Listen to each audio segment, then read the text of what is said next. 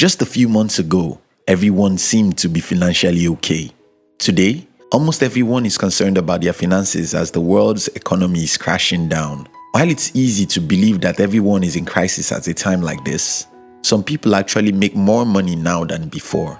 I'm fortunate to be among those, and in today's video, I'll be sharing with you 5 ways you can actually make more money as an entrepreneur at a time like this. If you're an entrepreneur or an ambitious person, we specially invite you to join our motivational channel, which was designed to give you daily inspiration so that you will have the strength to pursue and achieve your most important dreams. We call this channel Hunt TV, and you can join in the description box. 1. Build a business that you are not responsible for its running cost.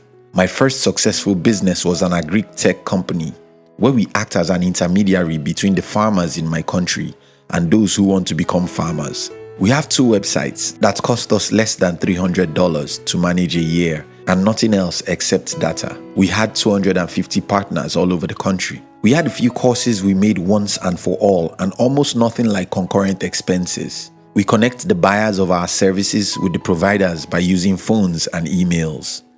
We efficiently ran this business from my apartment, and I did just that in the past.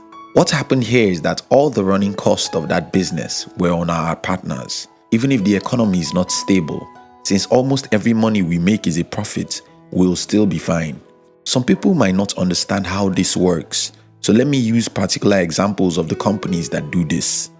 Think about Uber, think about Airbnb, think about Google and YouTube. There are more than 5 billion videos here on YouTube. These videos belong to YouTube, but YouTube spends $0 to create them. The advertisers go to YouTube and pay to reach the audience, even though YouTube didn't spend any money to get them. Yes, there are staff, technologies, and a few marketing that YouTube might have. But if you compare these costs with the cost of running traditional businesses, it's like a comparison between the sky and the earth. This model is known as the shared economy. Someone stands at the middle to connect 2 people. The guy in the middle actually doesn't take responsibility for the cost of production of the goods or services, so he shifts the cost on his partners while he makes most of the money.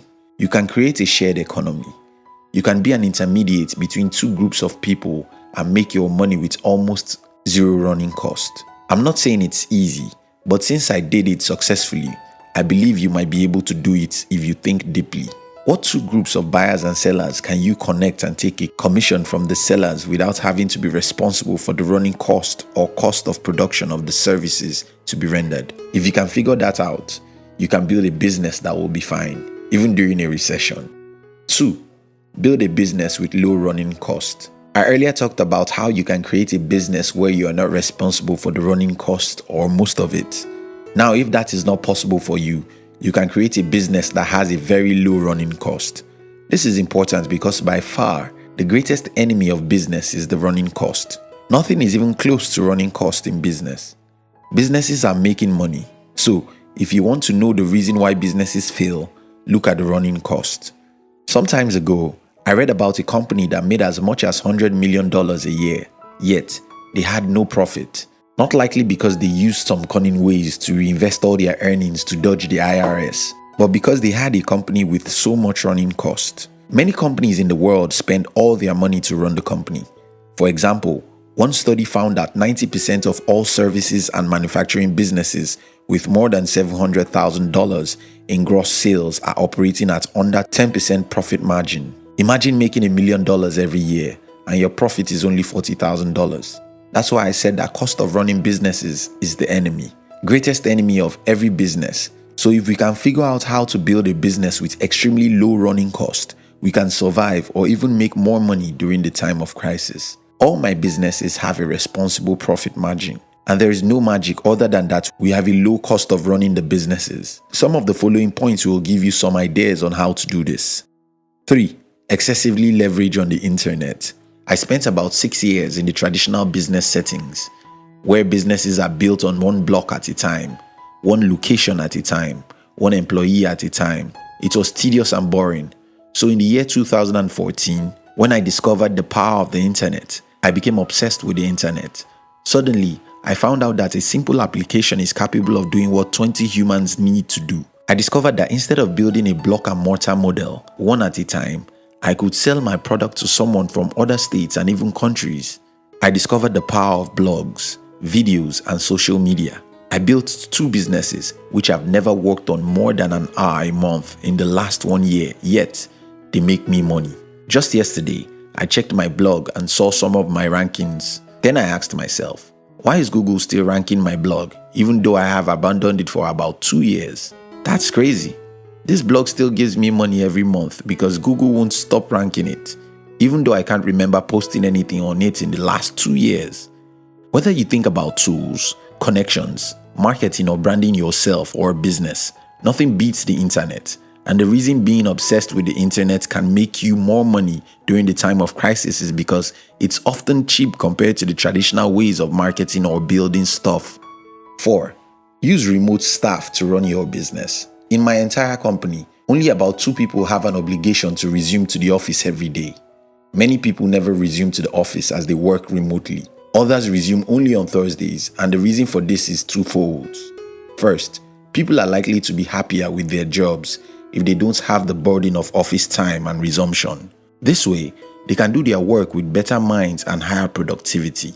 The second reason we might want to consider remote staffing is that office space and running the office could be very expensive for a small business. There are businesses in my city paying as high as $200,000 a year to maintain their office space. $200,000 isn't a lot of money for big businesses, but how many businesses are big? For a company that makes $1 million a year, $200,000 is way too high for an office space alone. Another thing you might want to consider is how you can have your office away from public or popular space, at least while you're still small. This way, you can pay very low for rents. And this won't affect you as long as your business can be carried out without much or no visitation by clients. I know this is impossible for most business, but you get my point. Hire as many people as you can to work for your business without them resuming to the office, and you'll save some cost. 5. Diversity. Yes, one of my business is hard hit with what is going on right now, but this doesn't affect us as much because our other business is doing better than before. When starting out in the business world, you would want to keep all your eggs in a single basket and concentrate on that basket. But as you grow, you should consider diversifying because if a recession happens, a person who has 3 businesses in different industries will be safer than someone with a single business. Here's the summary of everything I've discussed with you so far. 1. Build a business that you're not responsible for its running cost. 2. Build a business with low running cost. 3. Excessively leverage on the internet. 4. Use remote staff to run your business. 5. Diversify. And just before you go, watch other videos on YouTube. If you are an entrepreneur or an ambitious person, we invite you to join our motivational channel. The objective of the channel is to give you daily inspirations so that you will have the strength to pursue and achieve your most important dreams. We call this channel Hunt TV, and you can join in the description box. We love you.